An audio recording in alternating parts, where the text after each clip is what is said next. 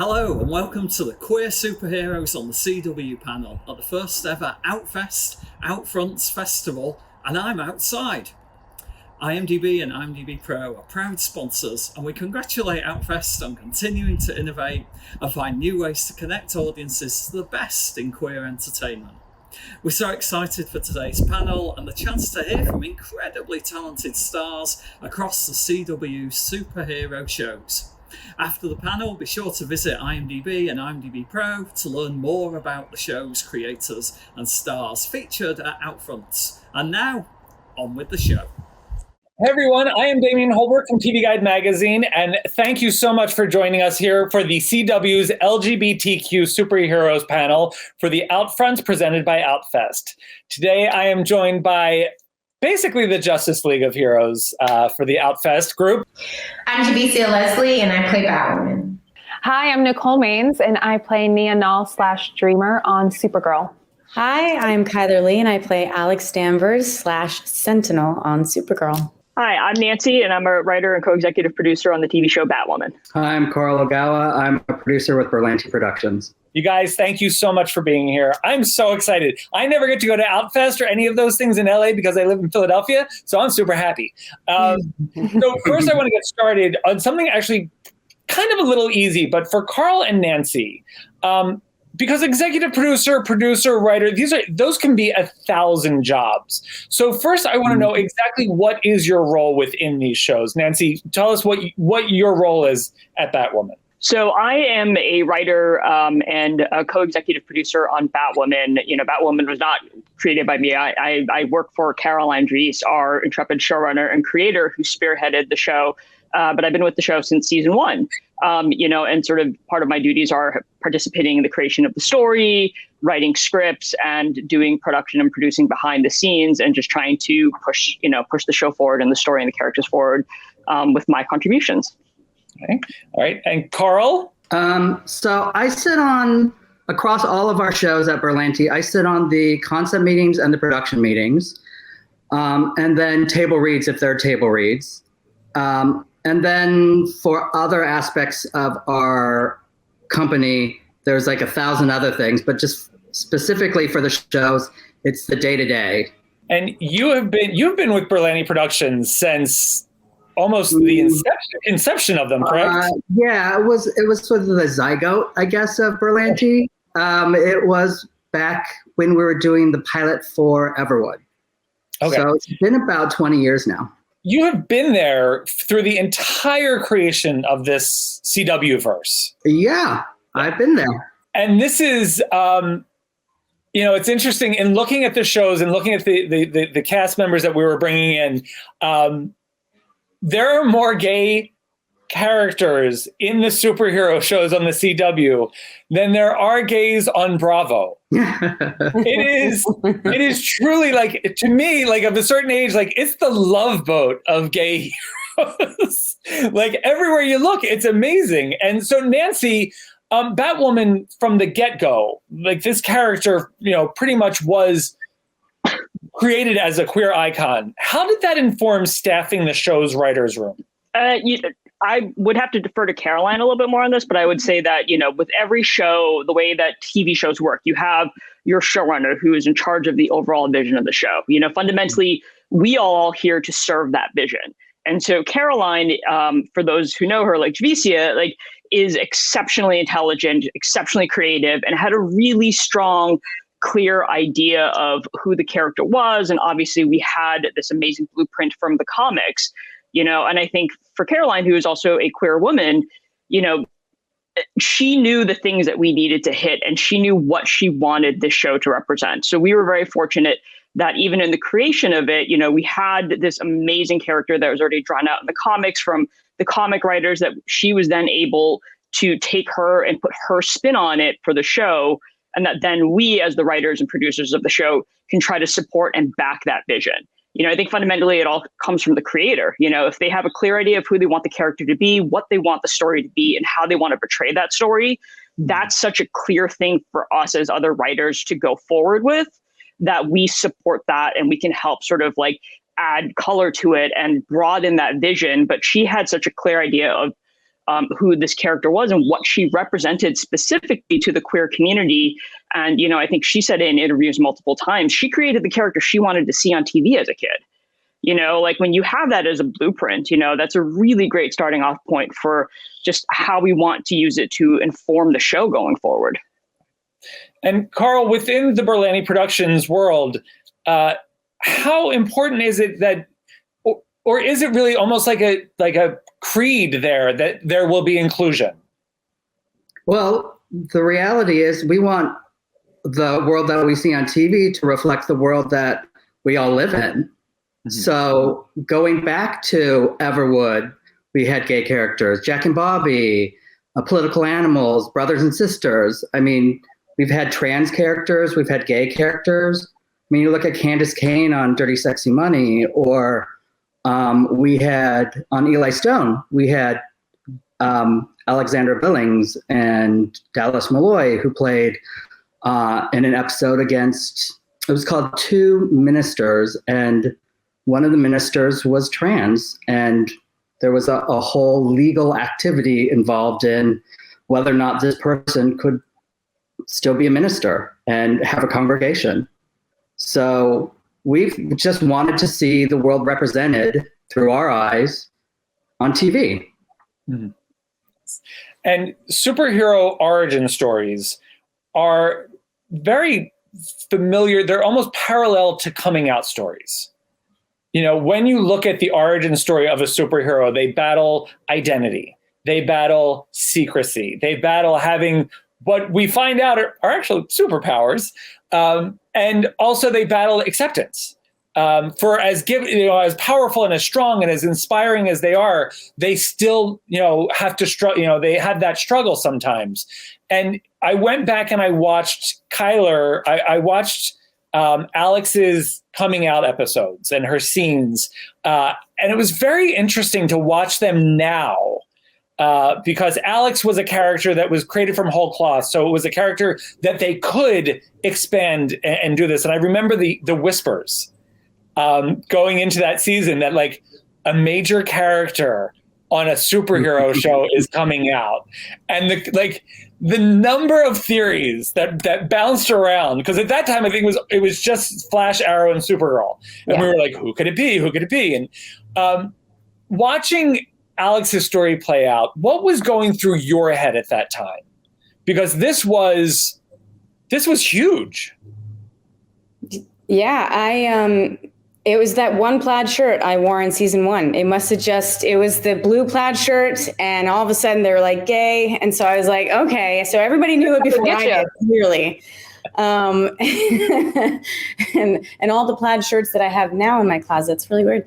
It was quite the surprise. I didn't know until literally before, a few weeks before we started filming. And I had that conversation and had a really powerful conversation with Greg Berlanti, because it was such a big deal. And, to portray a character that was coming out at this point in her life. So, 29 years old, just putting all the pieces together. I actually went back and looked at one of the scenes as well, the scene where Alex and Kara are walking by the water and they have that conversation. Yes. Where it's like, she's looking back and she's going like, I'm remembering things now, like all these moments that I kind of, pushed down deep inside and didn't really allow myself to register. It's like now I can, and now it's making sense, and now it's scaring the shit out of me, and now like, oh my God, what's happening? And it's like this spiral. And it was just, it was such an amazing experience to go through it, at the time, ultimately ended up kind of leading to me kind of figuring out a lot about my own self, and so, it was a big conversation with Greg, and he's like, I really, really am just asking you to trust me with this. And because I told him, I said, look, if we're coming on and this is going to be a big deal, as it was, and it was, ramping up to be obviously in the press, like I started to sweat because I was like, I wanted to make sure that what I was doing was really displaying strong, positive representation in the community, and that it was something that people could really relate to. And it just, as the story started to come out, and as the episodes were airing, and it was sort of like people were going, wait a minute. And I'm getting all this response from people.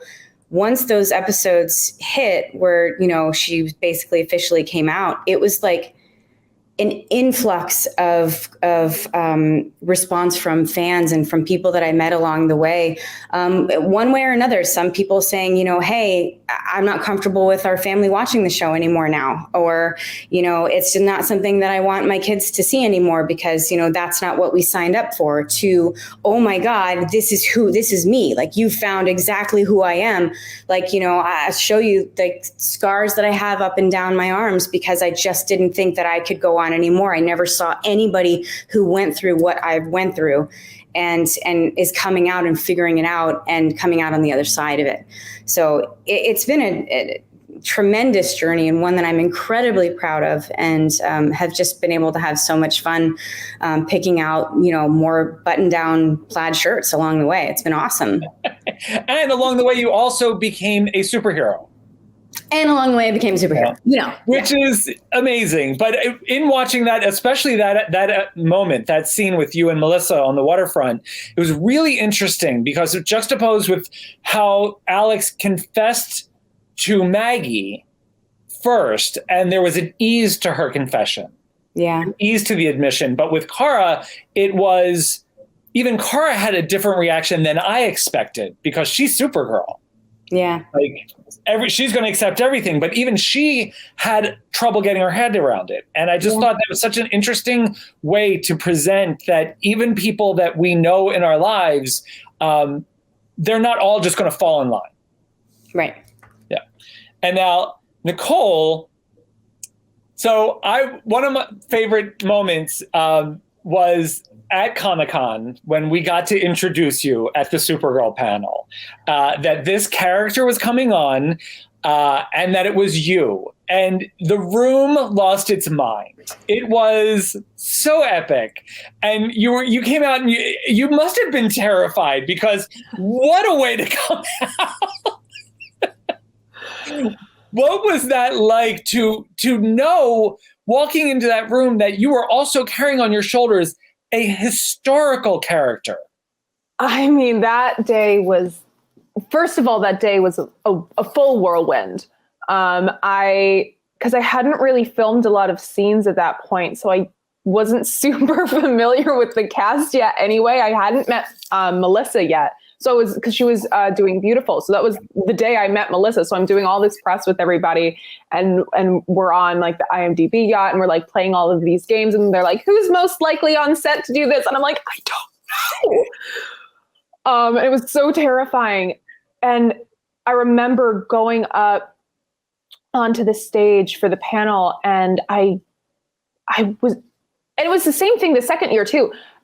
I was never ready for how many people were in that room and how far back it went. Yeah. It was a full trip, and to hear all of them supporting me and supporting a trans superhero was really affirming for me, that despite, and especially, in 2018, as we were in the middle of the dark ages, it was really, really nice to know that all hope was not lost and that we were still making progress. Carl, what were the discussions in the room about introducing this character and going about finding the right person? Well, I mean, we wanted to play it true. So you really had to find that honest core, too, about bringing this important character out into the world. So it was a journey, but it was a good journey. Nicole, how concerned were you that, because at the time, like 2018, right, like, which was not that long ago, but we were not seeing a lot of representation for trans characters or trans performers. Yeah. Were you concerned at all that it would just be Nia's transness that was her story? Maybe a little bit, but from the very first scripts that I started getting, it was very clear that we were writing Nia as more than her gender identity. And she was a reporter first. She was a hero first. She was someone who was so genuinely invested in making sure that other people are okay and fighting for people who can't fight for themselves, and standing up to bullies in pizza shops, that any of those worries were very quickly subsided. And every time we have addressed Nia's transness, it wasn't for a trivial reason, and it wasn't just talking about it to talk about it. It was always serving the story, and it was always speaking to who she is as a character and informing that. And she's always used her transness to fight for others too, whether she's, talking to Jimmy Olsen about, publishing editorials to stand up for aliens, or she's going after people attacking her community. It's always been directly linked to her identity as a hero as well, which has been really cool. And very much in the same way that they handled Alex's coming out, Nia's background, she grew up in a world where it wasn't an issue. Mm-hmm. So we didn't see her have to struggle with that until she went home and dealt with her sister, because the idea of her powers being, passed down from mother to daughter. Yeah. And even though she was assigned male at birth, she still inherited the powers, mm-hmm. which speaks to, I was so excited when I first. How cool was that, right? When they first told me that was how the powers were going to work, I was over the freaking moon. Yeah. And then the stuff with the sister, it wasn't just resolved. Yeah. Yeah. Yeah. Which is truth. Yeah. Yeah. And that's one of my favorite parts about how we've handled Nia's backstory and her transness, is that we haven't decorated it as all roses, and we've shown the good, the bad, and the ugly. Right. And like you said, it wasn't just one done, forgotten about. That has been a really defining feature of Nia's backstory and who she is. And that is, and her relationship, or her former relationship with her sister, is something that has affected her for the past, 2.5 seasons. And it's going to continue affecting her into the rest of season 6. It is, how do you deal with someone in your family just turning on you like that out of pettiness and jealousy? It's a very interesting dynamic, and it's definitely dramatic, right. but I'm really happy with how we've handled it. So reflective of what a lot of people do go through when they come out. Yeah. And now Javicia Leslie, I got to tell you, man, what a hat trick. Like this role, this performance, the perfect fit of your absolute charm and this character blew me away from the first episode of season 2.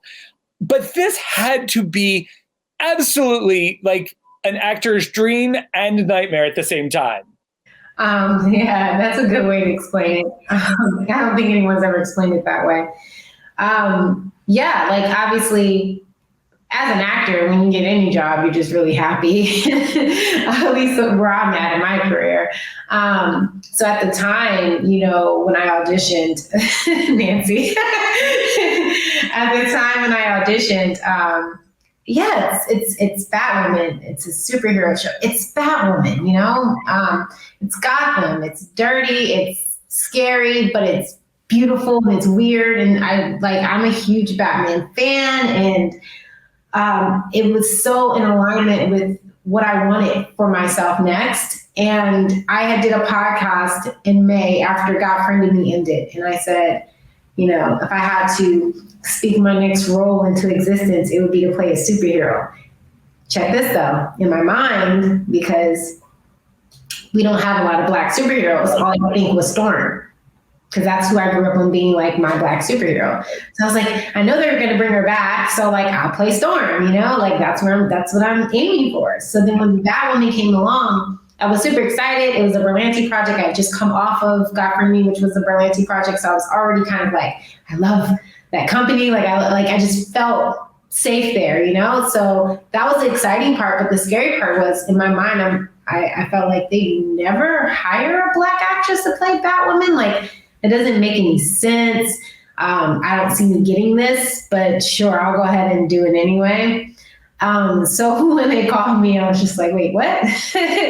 So yeah, you know, it's beautiful. And then the scary part is, you know, anytime, and I'm sure all of us can probably, you know, attest to this, but anytime you're the first of anything, along with the support also comes a lot of, you know, backlash, because people have gone, and I'm never upset about this, because I understand, you know, maybe how they say it isn't my favorite way, but people that have been fans of Batwoman have been fans of Kate Kane for years. And I don't expect them to just be able to walk away from that idea and that version of Batwoman and just completely accept that Ryan is Batwoman. So even to this day, when I see comments of, oh, well, Kate Kane is the true Batwoman, like, first of all, you're right. Ryan is just another Batwoman. You know, it's the same with Batman. If you're a huge Batman fan, you know that Bruce Wayne wasn't the only Batman. But if you ask me, as a Batman fan, Bruce Wayne is the only Batman. So I completely get it. I completely understand it. But what I think that we're able to do is that we're able to show or create this new representation that little kids will be able to grow up seeing this version of Batwoman. At this point, Ryan's going into season 3, so she will be the longest existing live action Batwoman. So that way children have that example. And I love the character of Kate Kane. I'm so happy we were able to bring her back and truly, I'm trying to see what I can say, but truly, you know, highlight her story as well. But it's been layered. Yeah, it's been layered. And Wallace Day is awesome. So she's fantastic. You're going to have the best time working with her. But this was, you know, it was like the first openly gay lesbian Batwoman character. And then it's like the first openly gay Black Batwoman. It was like, we're just piling on the firsts, and which, again, it's so awesome, but it's also 2021. And I'm like, how did it take so long? This character is so not what one would think would be a Batwoman. She's a goofball. She's lively, you know, and that's the funny thing. Like, when I look at the screen, I'm like, so Alex, you know, like, you don't want to mess with her when she's Sentinel or when she's in her like the outfits. Like, you don't want to mess with that, Alex, but you want to sit on the couch with Alex, you know? Dreamer, no. Like, we just saw what she did in the past, but when it's Nia, oh my God. Like, Nia's a character that not only do I want to hang out with, but like, I kind of want to tell her, like, you're crushing it. And Ryan, she's such a kind of a dork, really, sometimes. But she's also like, you put her in that outfit and all bets are off.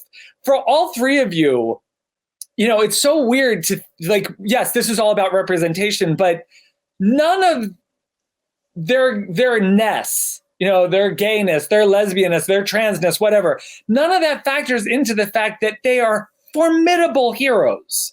You know, these are girls that get it done. And Javicia just talked about the backlash. For Chyler and Nicole, did you see any of that as well? And what did it do to you as far as, like, just thinking about the character and presentation? Yeah, well, like I had said, you know, initially when Alex came out, you know, there was a lot of flack towards the character, having done so. But then also for me, you know, just saying like, hey, all of a sudden you're doing this. Like, how can you be doing this? Like, we're here for the Danvers sisters. We're not here for gay Alex, and like, just silly little things that they'd say. But Javicia, it's kind of like as you were saying, it's like, you know, to get a response and to know that it's at least affecting people, and at least it's starting conversations, and it's causing people to think and people to have these kind of conversations with their kids, even having the conversations with my daughters, my own kids, kind of like, you're introducing these, what should be like Nia Nall back, as she grew up, normal kind of things in their lives. You're introducing something that now we can do so comfortably, at least for the younger generation. But, for older generations and people that just are not on the same page, you do come across a lot of interesting feedback for sure. But you just, I've learned to roll with it because I'm very proud of who Alex is and how far she's come. And Alex as Alex in her gayness or not. Right. I think it's been, I think we've here been given a really fantastic opportunity to represent, in true, honest and fun ways. It's interesting when I first started playing Nia, and honestly, even still today, I'm getting plenty of, people's unoriginal takes on who Nia is. And they're like, oh, she's a man and Brainy's gay now. And I'm like, oh, wow, clever. Nice. Honestly, those don't bother me as much. I'm like, you can't tell me anything the church hasn't been telling me since I was in 5th grade. But it was strange especially when I first started, that what I was taking really personally was any form of criticism of who Nia is outside of her transness. Like if people didn't like her personality or a choice she made or something she did, I like went into a panic and I'd get very defensive and very personally offended for some reason. Because I just wanted her so desperately to be liked and to be received well. And I was like, this is the first trans superhero. I can't have people thinking she's a predator because she kissed Brainy in the hallway without asking first. Like it freaked me out. And I was like, oh my God, this is a nightmare. And how I kind of overcame that was I had to accept for myself that Nia is first and foremost a person and I stopped looking at her as a character, and I had to take her off of her own pedestal of representation and being the first trans superhero. And I was like, Nia as a character is not flawless. And it is much more impactful in terms of representation to be portraying queer characters not as these perfect, one-dimensional beings, because that's unrealistic, unattainable, and then it's disappointing when you meet a gay person in real life and we're just the worst. Right. Or we eat bread. God, I just broke over quarantine. I ate bread. But yeah, so I had to accept that Nia is not perfect and that it's okay for her to make bad decisions. And that if people don't like those, that's fine because she made an objectively poor choice. Like humans made many more poor choices. Bless her heart. Though you did post that amazing TikTok recently of the gentleman who was praising her fashion choices. Yes. All of her flaws. She is a queen. Yes. She do dress like a queen. Ryan, so it's interesting because Alex went through the coming out process. Nia had already kind of dealt with that and then just owned it. Ryan showed up fully formed. Like she had her background, she had her ex-girlfriends, her mom was very aware, like she had her little girlfriends and never really needed to do any of this, like what one would think was like the heavy lifting of a character in like the 90s. She just showed up and she was genuinely her, which is just so cool because she also just cracks me up. And I'm obsessed with her camouflage jacket. Nancy, when you guys realized that you were going to get to create an all new Batwoman, what was that like? And what were kind of the marching orders? I mean, it was overwhelming as fuck, like you're losing this legacy character and creating, somebody whole cloth. I mean, luckily, again, we had Caroline, who had a certain distinct vision of who she wanted Ryan to be in certain ways. And she had an idea and a template in mind. But the flip side of it is, like, once we cast Javicia, that changed so much of it. And, I'm not trying to be the Javicia stan, here, because we all, like, nobody needs to prop you up. You're fucking fantastic. But what Javicia, like something you mentioned, Damien, that's so amazing is a lot of that vulnerability, it comes from, like what Javicia brought to the role. I think Caroline was sort of very sure that she wanted to create somebody that felt different from Kate Kane. So it didn't feel like we were doing an absolute retread. But once we cast the actress and, Javicia came in and nailed it in her audition, I remember watching, like Caroline showed the tape in the room, and then like we went to your Instagram and there you were doing all your like boxing and tire flipping. And we were like, who is this woman? Like that, sort of helped inform so much of it, because I think we had a certain idea of who we wanted her to be and how she could reflect Gotham differently. Because I think a large part of, our jobs as sort of creatives is trying to see, okay, like if we're going to introduce a new character, how can this be different and what can they bring that's different than Kate? Because, like we all respect Kate for the legacy that she has and for what she has done and the road that she has paved. But, it's not going to do the actress who comes in to play Batwoman 2.0 any service if we just make it the same character. You know what I mean? Like we want to be able to give, the actress who turned out to be Javicia, something different to play. And so that you can have this contrast of why you have these different, because the reality is, all these superhero shows are a heightened thing, right? It's like, why do we need superheroes? Like, they don't all have to be the same kind. Like, there's enough in this world that we all need help from, that you can have different people sort of contributing to that. And in the end, that was sort of the beautiful challenge of it. How do we make her different than Kate? How do we make her stand out on her own from Kate? How do we give her vulnerabilities, but make her tough? And again, so much credit goes to Caroline for coming in with a very specific vision and then adjusting it once we sort of started, having the actress, once we started breaking the stories, once we started to see who she was for us as the stories sort of showed themselves. And certainly once we saw what Javicia was bringing, like we were able to write so much more for her, because again, like so much of that toughness, that vulnerability, that sensitivity, like all those things, like it is Javicia. Like you brought so much of that. Like what's amazing watching the cuts is you have so much inherent empathy in the character that, like the toughness we can write to, but you just bring that empathy that I think is hard to just, I am not an actor. So I admire all the work that, Javicia and Chyler and Nicole do, because it just comes across so naturally, that warmth. And I think that helped make it a very full-fledged character and made our jobs a little bit easier, quite frankly. She's almost, I feel like, aside from like Barry Allen first season, she's like the happiest superhero. Like, she's pretty like well-adjusted. She's been through some shit, but like she's having a good time. I mean, she loves the toys. And now Carl, but she's gone through shit. Like that's yeah, she has gone through shit. Through things like, and she still smiles. I was just gonna say it's super funny that you say that, because I'm a Flash fan, and I always tell my brother, like, yo, Barry reminds me of me, like for a superhero. Like I completely understand, because he's kind of like the dork, and like, but he's a superhero. I'm not cool. I just can play cool, but I'm not cool. So it's like I completely understand him.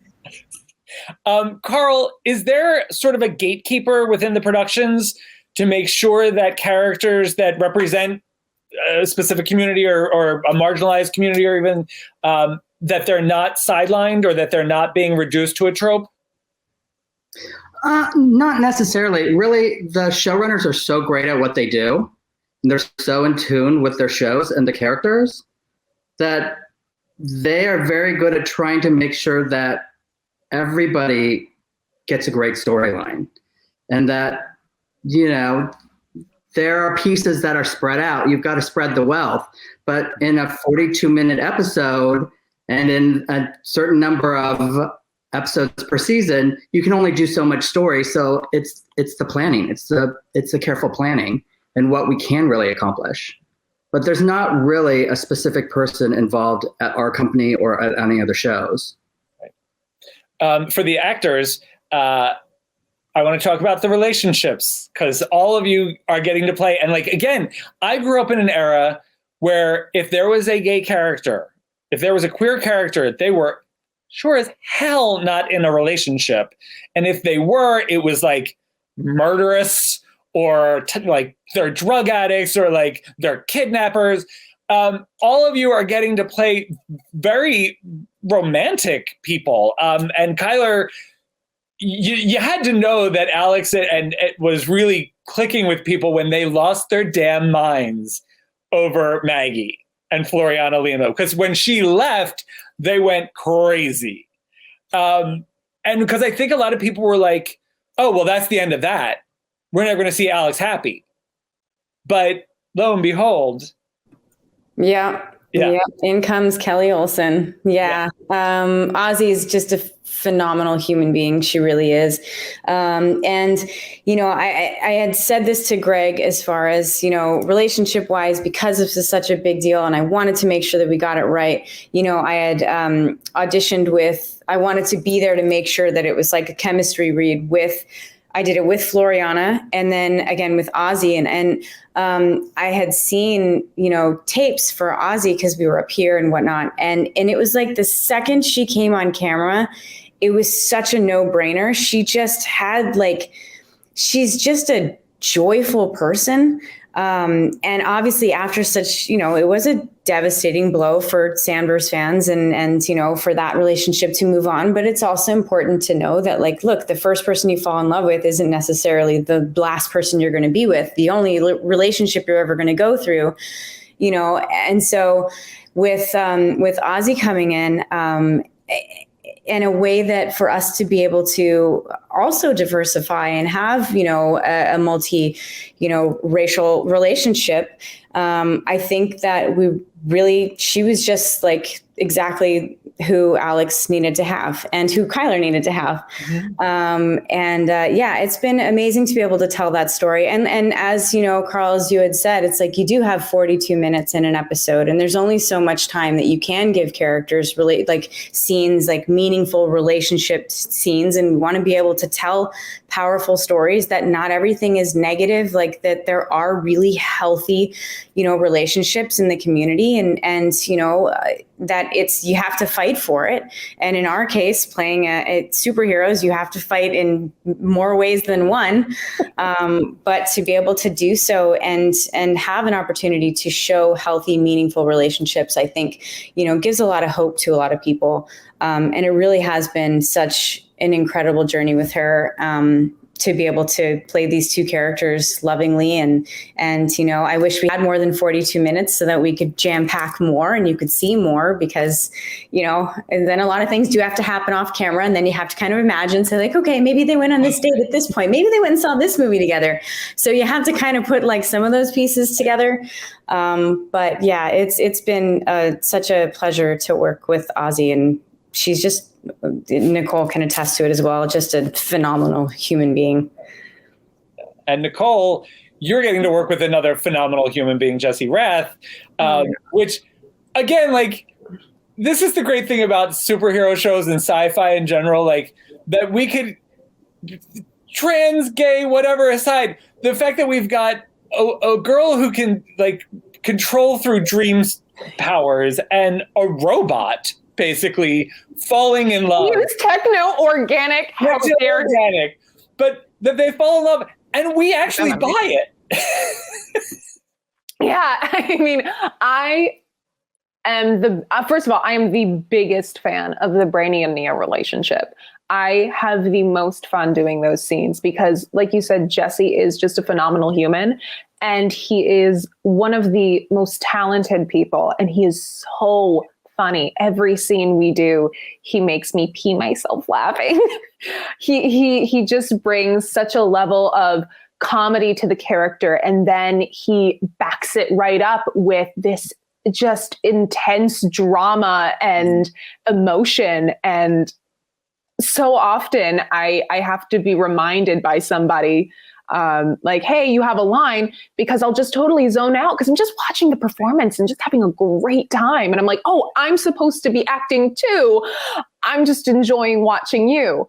But I love that relationship, and I love those scenes. And just as a couple, boy, have they been through it. Mm-hmm. Bless their little hearts. They can't get a break. But it's so nice to see this character falling in love to each other. They always find their way back to each other. And now in season 6, they've promised no more secrets. And so now we've really gotten to see them fully supporting each other and being in on everything together and really becoming those partners in crime fighting. And they're so cute. And we just did these 2 great time travel episodes that really highlighted the Brainy and Nia relationship, directed one of them directed by Chyler. Oh, it was which I will speak of, like those 2 scenes, their dancing scene and then the final scene of the episode, was just like watching the 2 of them together was magic. I mean, just absolute magic. And I'll keep this very brief, but in the very last scene, Jesse had improvised a kiss with Nicole. It was not scripted. It wasn't there. And all of a sudden, I actually have a video of it. It's really funny, where all of a sudden he's like in this beautiful moment, just leans in and kisses her. And I'm off camera and I'm going, because it was so perfect. Like, their chemistry is just beautiful, and I love their relationship. If you're a number 1 fan, Nicole, then I am the number 2 fan of Brainia. Yeah, and so as director of that, like, you got to present to an audience something that is key for kids to see. Like, that's important for people to see. And in the same way, Javicia, this character, I'm still not incredibly sold on who she should be with. I don't know. Like, I kind of like the idea of a Ryan Kate situation. Because that could be super hot. But I also like the idea of her kind of like, maybe kind of like a player, a little bit of a player. Maybe not get locked down immediately. Well, I think that this season she focuses more on her journey as a superhero than she does on her relationship status, because even when saving Angelique, it's really about saving her childhood best friend more than it is just about saving the girl that she used to be with. And I've heard all of the shipping names we have. They're shipping Ryan and Mary. Yeah. Mary isn't gay. So as they should. They've actually shipped Luke and Ryan before. They've shipped ever since they saw, I think, the size difference between, because no one knows that I'm as small as I am. So every time as soon as they saw the size difference between Cersei, which is Kate, and Ryan, they all were like, oh, wait, maybe we could ship them. And then they all ship Megan and I, but we're friends, so we're always just posting stuff, and it just gets them super excited. Oh, yeah. I'm coming from my previous show where it's like, oh man, my last show, Allie, she was gay. So when we finally got to have a love interest for her, that was really cool and fun. But this is the first time I was on a show where there's shipping that happens, and I've never seen that before. And so to be a part of it is so much fun. And sometimes as actors, we kind of lean into it just to mess with people, and then sometimes we just watch and see what they do. Wait, no one has ever confessed to that. No one has ever confessed that you guys actually troll them a little bit. We see everything. People think they are so slick, and we're like, you guys, we see everything you're saying. Oh yeah, I tried for a while to like sneak in one kiss between Alex and Lena. I just kept trying, and it just didn't. I remember the first scene I ever had with Chyler was we were on that rooftop having those mojitos, and she was like, Catco's newest edition, great to finally meet. And the gays went wild. Yeah. We want what we want. So I need to wrap you in a bit, but I do want to ask the actresses, do you remember, or do you hold close to you one specific fan interaction or communication that just really hit you in the place that told you like, this is working, this is right, like this is worth it, because the hours, the stunt work, the costumes, like this is a lot of work. But that one fan interaction that you heard from someone that you represented on screen that just meant the world to you. Do you remember any? Yeah, I remember mine. I hadn't even started yet. And I had just been cast, and the article was going out in the news. They were all talking about it, and there was this tweet. I don't even know how the matter of fact. Who sent me the tweet? Someone sent me the tweet. It might have been Greg, honestly. Someone DM'd me, or it might have been David Rappaport. One of them. One of them DM'd me this tweet. And it was this guy that had a picture of his daughter. She had this big, curly, beautiful hair. And another thing is, when I was cast, they used a picture of me with like really big hair. And so she had this really big, beautiful hair. And he said that his daughter was watching TV. It came up on the news. And she said, "Oh my gosh, Dad, that woman looks like me." And it was enough for me right there. It was like every time, I'm going to call them haters. Every time the haters come into the comments and say negative things, and I've done, honestly, and I'm sure Chyler and Nicole can probably attest to this, half of our job on social media is finding keywords to block. You know what I mean? Or making it where you can't even comment on my page unless you're following me, which means you're a supporter. Just like all of these different ways to kind of protect my energy and protect the energy of the people that are a part of this journey. I should do that, but I like to fight. Oh, Nicole loves to fight. I don't have time to be fighting nobody. I work way too much to be trying to fight people when I'm home. Like, I'm fighting on set all day, not the cast, but like my character. New rumors. So it was just like, when that happened, it was so encouraging for me. So that way, when times got hard and I felt like not only was the job hard, but the feedback was like starting to pull me down, I just remembered that little girl. And also I remember when I was that little girl's age, and the only example I saw was Storm.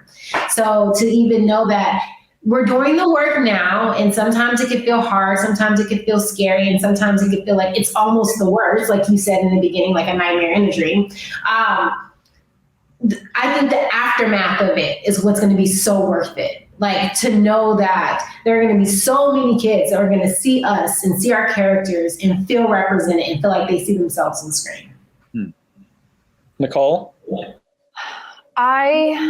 There's been a lot, but I think the one that always sticks in my mind, Chyler, do you remember we were at the Ultimates convention in Birmingham in the UK, and we were doing the signings, and this trans woman came up to me, an adult, and there weren't really any words that we could say to each other. She just started crying, and we just hugged each other and cried. And because we never thought that we would see ourselves as a superhero. We never thought we would see ourselves standing in a line, signing posters of the first trans superhero on television. And we just stood there and we cried. And my handlers at those things always hate me because my lines always take so long, because I always just stand and I cry and I hug people. And then they're like, there are other people in line. And I'm like,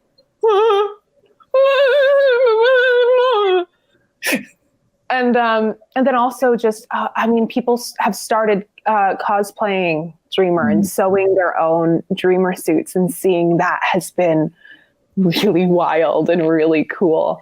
And then also just seeing all the fan-made, I think my favorites are like the little fan-made Funko Pops that people make, and they bring them for me to sign, and because I desperately want a Dreamer Funko Pop. And I want one so bad. And the fact that people make them just makes me really happy. And it just really assures me that I'm like, people really, really do love this character. And Chyler? Yeah. doing the conventions really actually brings a tremendous amount of insight into the impact that we have, because you do have people that are just comic book fans that are coming, that are just coming to check things out and whatnot. And, you know, my character is an original character. I don't, like you said, like I don't come from somewhere. It's like they made my character for the show. And so I think, you know, when I'm meeting people and they're just coming up and saying, oh my God, the same thing happened to me. Or, you know, I had people from little itty bitty kids coming up and saying like, I see myself in you, to people that were in their 70s coming up and saying like, I'm so glad to finally see that somebody has had the same story, or somebody's gone through something like this, you know, and spent their whole life thinking one thing and then really like hiding what their true identity is. It is very much like being a superhero. It's like, here's my true identity. Here it is, you know? So yeah, I've come across at this point doing the conventions, thousands of people that have the same story. The same 3 words is that you see me. And that in and of itself, like people knowing their worth and understanding that, it's just been, it's overwhelming in the most wonderful way to see that people can see themselves and say, oh my gosh, if that person can do that, if they can beat this, if they can walk through that, you know, step through this fire, then I can do it too. Nice.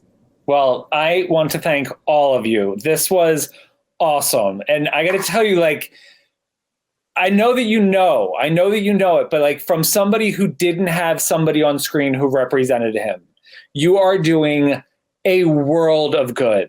You are changing the way kids can feel about themselves and providing the safety of seeing themselves, like you said, Chyler, and all of you have had a hand in that. And I cannot thank you enough, because this was unthinkable 10 years ago. You know, the fact that we're here now just means that there's so much further we can go. You know, and you guys help pave that road. So thank you so much. Thank you to Outfest, and thank you all for watching today. Thank you, guys. Thank you so much, guys. for having us.